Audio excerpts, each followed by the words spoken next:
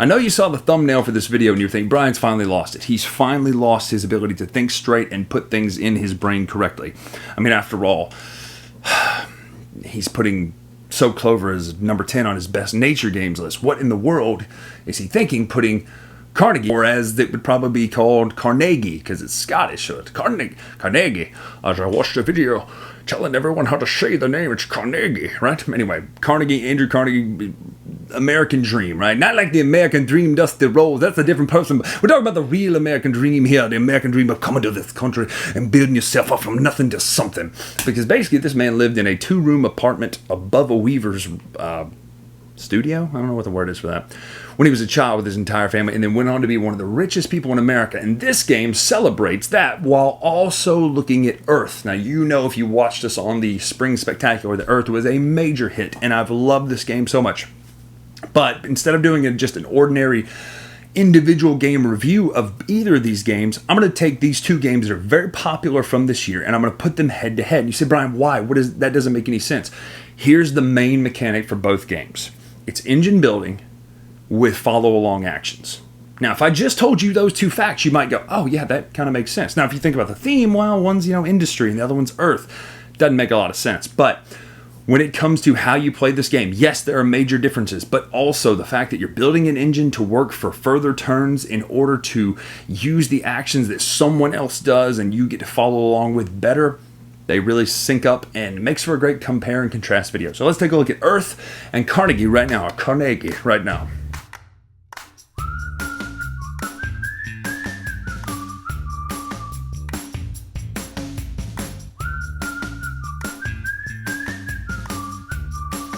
I mean, just look at them. They don't have anything to do with each other. What could they have to do with each other? This game's all about Earth and preserving and growing new sprouts and trees. This one's all about industrializing in the 1800s, and clearly that doesn't go with this. But why did I pick these two to go together? Well, as I explained in the opening, follow-along actions. That is such a underused genre, and both of these have follow-along actions. Or by that I mean someone chooses an action and everyone else gets to take that action. Now in this, they get to take a lesser version. In this, everybody has to take the action that the person picked. So let's do a quick overview of both of these games, then we'll come back, compare and contrast, and you'll see they're more similar than they're different. All right, here's Carnegie set up. Now, a couple things to note. We're going to look at the player board first. We're going to look at how the actions interplay, and then I'm going to scoot this stuff so you can see the board, because yes, they do interact with each other, but they're almost two separate kind of pieces. You'll score and get points out here, whereas you'll set up your company over here, and what you do in your company affects what happens out here. And then we'll talk about the donations and all the locomotive stuff in just a minute. But the other thing we'll take a look at is the action board. Now there are 20 rounds in this game, but that does not mean that each action will be taken exactly 5 times. There are things to mitigate that. There's also a stack of new departments here. Now you'll notice that some of the workers are laying down and some of them are standing up. I like that because they have a nice thick meeple for that, so you can tell really easily. Couple things about this. Laid down workers cannot be used, but at the end of the round, you can activate workers by paying the paid cost under them at their work desk. Now let's talk about the departments first. You can get some more departments in here, and there are a couple ways to do that. This action will allow you to do that. Now when I say action, the 4 types, the departments have the tags on top of them, but you can use all of the departments you have of the type of action selected. And the way this works is it's follow along. So someone will make a decision, and then everybody activates those type of buildings or departments. So if, per se, we were to do the move action, you would take the cog, you'd put it right here on the next space. You would then immediately do the event. The 2 types of event are income and donations. When you do income, we'll talk about that on the main board, and we'll talk about donations on the main board as well. So you'll take this, then whatever's to the left of the cog is the action we'll do. So this is move. So you would then look and activate your departments with the move. So currently you have one permanently printed here, and then we have a worker standing here at this workstation. For each worker you choose to activate, you get 3 movement points. Now the reason you want to move is because you need to get these people moved out into different departments. You can't move diagonally, so to go here would be 1, 2. When they move, they're not active. And if you move an active worker, which you could do, let's just say you accidentally messed up earlier and you need to move an active worker, you could then move an active worker, but they do lay down.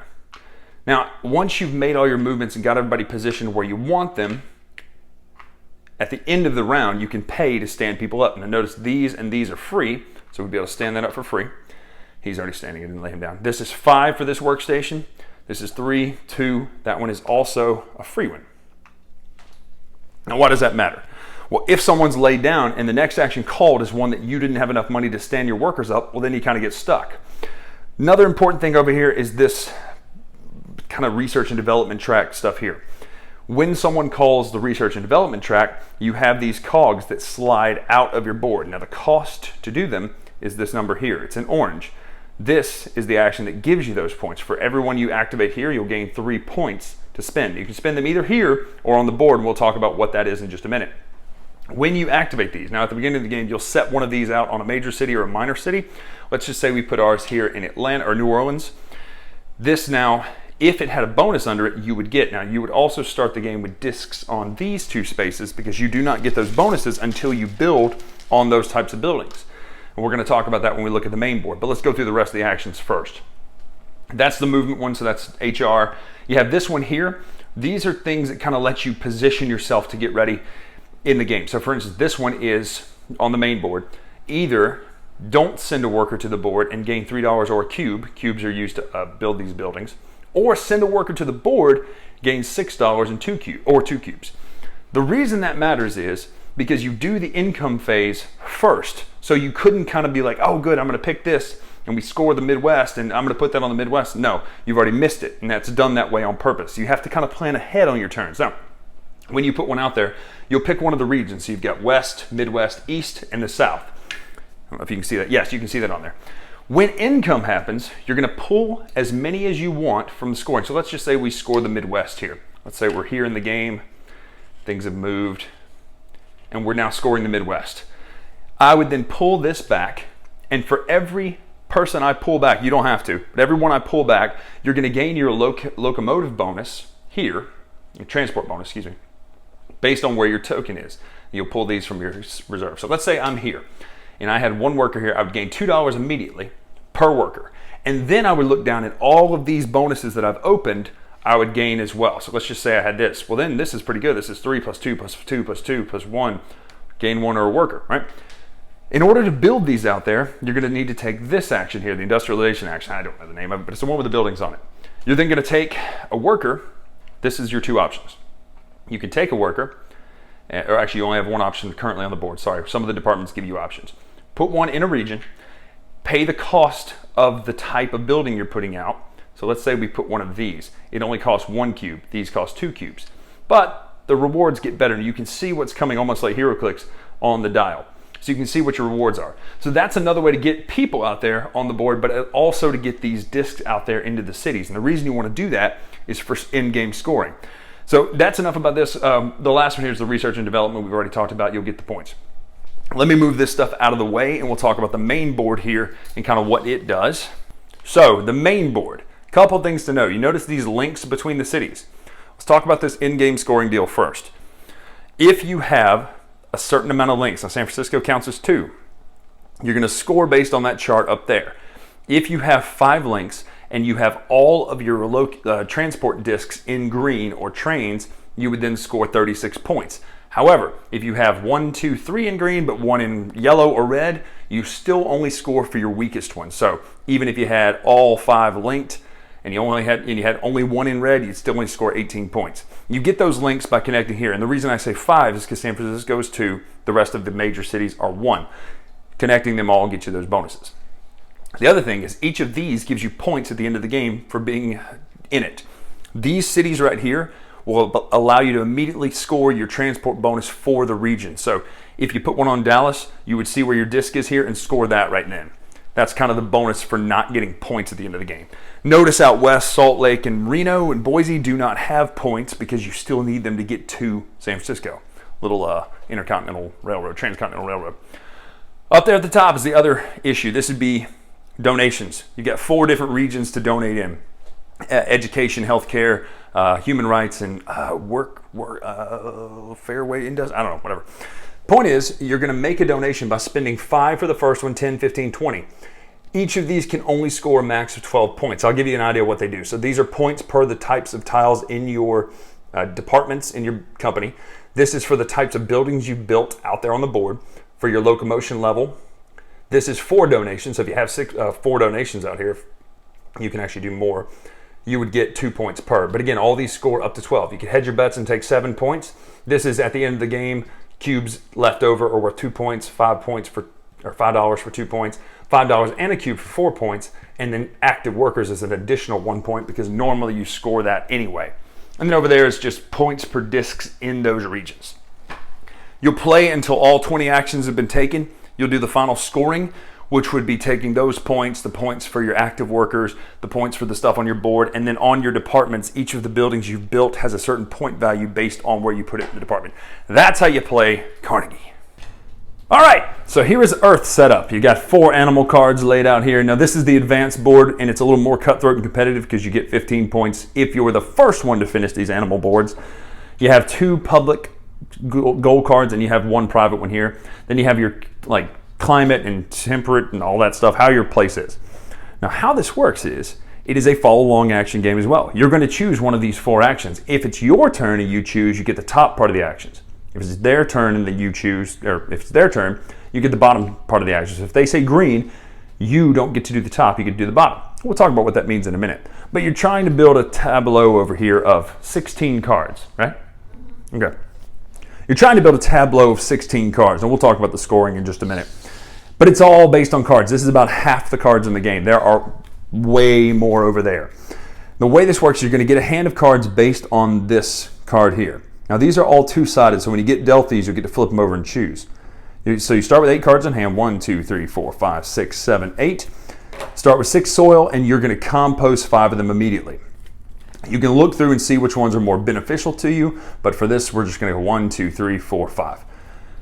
Let's look at the diagram of a card. So the cost in soil is in the top left, unless it's an event card, which usually has negative points. You'll put this here when you want to play it, and you can play it at any point. You get what this says. You lose 3 growth, 3 sprouts, and you gain 4 soil and draw 3 cards. So it's kind of nice, but minus 3 points. It's a very high scoring game, 200s type scoring game. This one costs 13 soil, that one costs 2 soil. This is the type of card it is, this is the points it gives, and ironically none of these have the tree ring, so I'll have to pull another one to show you. This is the amount of sprouts it can have. So once you place this in your tableau, some things will key off of location bonuses. Some of these are in-game. Some of these will have colors on them based on the actions. And the reason that matters is when someone takes an action. Let's say someone takes blue. Let's say you take blue. You gain 6 sprouts and 2 soil, and then, or if you want to do that afterwards, you go over to your tableau and activate every single blue card that you want to in your tableau. Now, a couple things about the rules though. It has to be left to right. So you'll stop top, go left to right, middle, left to right, all the way across. And you get to take all the bonuses. And some of them will be like, oh, you know, I got sprouts from this that I can use on this card to spend here. What's cool is the little sprouts are these egg-like things like from Wingspan. You'll place these on your cards just like that. Now the tree growth is cool too. If you were to have just one piece of tree here, it would be worth 1 point. And you put this out here. Now once you complete the tree, because its capacity is 2, you then take a tree topper instead of another piece, put it on here, and then you get the points listed on the right. Let's go through what the actions are really quickly, because again, this video is going to run long since I'm comparing 2 pretty heavy games. But essentially, green is you're going to draw 2 cards, or sorry, you're going to play 2 cards over here paying their cost, and then you'll draw 4 and keep 1. Everyone else will play a card, single card, and then draw a card.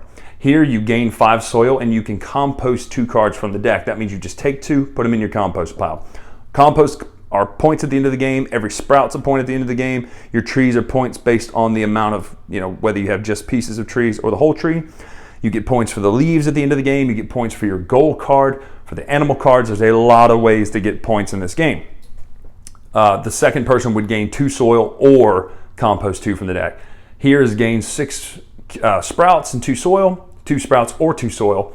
This is draw 4 cards and gain 2 tree growth. This is draw 2 cards or gain 2 tree growth. And again, everyone can also play everything in their tableau. So every single action or every single player's turn is everybody else's turn. The only thing that's really more beneficial or interactive-y is the fact that you can only do the color called. Now some of them are rainbow cards like this that have multiple colors on them. But that's the game.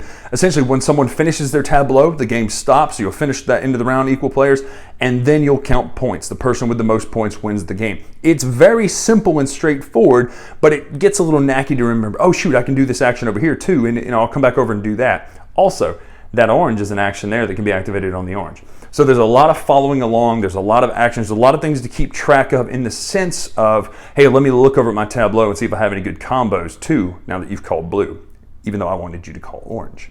So that's Earth. All right, that's it. So as we do in a typical review, we would go art direction, and then gameplay. Now, when I do head-to-heads, we're going to break those apart individually and look at art of each against the art direction of each against the gameplay of each. So let's start with art. Now, if you know my game library and encyclopedia, or whatever it's called, bibliography, that's not right, reviewology, games that I like, you know that I'm a sucker for like 1900s industrial American games in which you're building railroads and you got a map of the U.S. and you're connected. I'm a sucker for that. I love those games. Railroad Revolution's like in my top 20, right? I love that style. Also, I don't think I've done an Art Nova review because I kind of missed the boat on it. And then there's Terraforming Mars. I did do a review for that. It's the worst video on the Dice Tower. Probably not the least viewed or most thumbs down, but it's pretty close. It's got a lot of views, but very thumbs down. Terrible video. It's from 8 years ago when I was first starting doing this, 7 years ago. I didn't know what I was doing, trying to be humorful, but wasn't. But Art Nova was a game that had art and a lot of cards. And then we played Earth, and I was like, oh my gosh, this game's amazing. So let's see. The art in Earth it's really great because it does use photographs. But it does it in a way that doesn't feel hacky. It doesn't feel like someone clipped a photo and cut out pieces of it and stuck it on a card. No, it actually feels organic. See what I did there? It feels like it belongs on the card. And so I don't have a problem. I kind of would be irritated with this game if it did like artistic drawings of every one of these cards, because the art pictures they chose are so rich and gorgeous, and you see these real plants and real animals come to life. It just works. So as far as which one wins for art, I gotta say probably Earth, just because of the fact that there's so many photos in there and it just looks so good. But also, I love the art in Carnegie. It's one of my favorite styles, that kind of like rustic drawn 1800s industrial art, right? I love it. So, art direction now. Let's talk about how the game plays. So what's great about both of these games is the symbology is very simple. And there's great references. On the back of the rule book of Carnegie, there's an excellent reference for every single symbol you're going to encounter in the game is on the back. And every single department tile is one page before that. And then every single donation tile is one page before that. And once you get it, it clicks in your mind. And, oh yes, that makes sense. Simple things here in Carnegie that I love, it's such a win, is that when you have the same resource and you spend it one way and you get it on another way, having them be different colors is such a great one. And usually green means go. Go ahead and stop talking. Go ahead and shut up about it. No, Michael Scott. But green means go. You earn those points. And then red means to spend them. It's here. And just love it. So the art direction in Carnegie is great. Everything makes sense. Carnegie is really, really good. Like, it's one of the better thought out, medium to heavy. It's not really heavy. Medium games that has a lot of symbols, but they all make sense. There's no symbol that throws you. You're like, I don't know what that means at all. Now let's flip over to Earth. And here's what I love about Earth is the same exact thing. They both have symbols that tell you what to do. And at the bottom of the Earth player board, there's a full list of every symbol you're going to encounter. And it says, this means compost from the hand. That means compost from the deck. This means sprouts. This means growth. Both of these games, again, while they seem wildly different and wildly disparate, have so much in common it's not even funny. So, of the two of these, this is a dead tie. And that sounds crazy, but this is a dead tie. They both have perfect, to me, symbology. You just get it. You understand it. After one playthrough, there's no reason to ever look it up and go, wait, what does that mean again? For both games. That, to me, is a huge win. Now, let's talk gameplay. Now, here's, again, where the similarities shouldn't be, but they are. So both of them involve a player picks an action and everybody else gets to do that action. Now what's cool about Carnegie is everybody gets to do the full action and you get to activate every one of those actions in your department. So if you have a bunch of the human resources, you can do all of those depending on if you have the people there to do it. Flip over to Earth, same thing. If you have a bunch of oranges and someone says orange, you got a lot of actions that round. Now conversely, somebody says green, you've only got one green, well, it's kind of a rough turn for you. But both of these games work in the same way. They're both on a timer. Now, one is human-driven in the sense that someone could finish first, that would be Earth, and the other is the fact that it's 20 rounds, guaranteed. But as you play these games back-to-back, you see, oh my gosh, he's not wrong, they are really similar. Which brings me to the question, okay, which of these has the most rewarding gameplay? This one was probably the hardest for me to come up with, because I thought about it for a while, and I was like, no, it's Earth, and no, it's Carnegie, no, it's Earth, and I went back and forth, and here's why. Because they're both so great, but I gotta give the win here to gameplay, not overall, to gameplay, to Carnegie, because there's something about the fact that you have to think ahead, and in your thinking ahead, you have to plan 2 turns out at least. You can't plan 1 turn ahead and go, oh, that'll do it.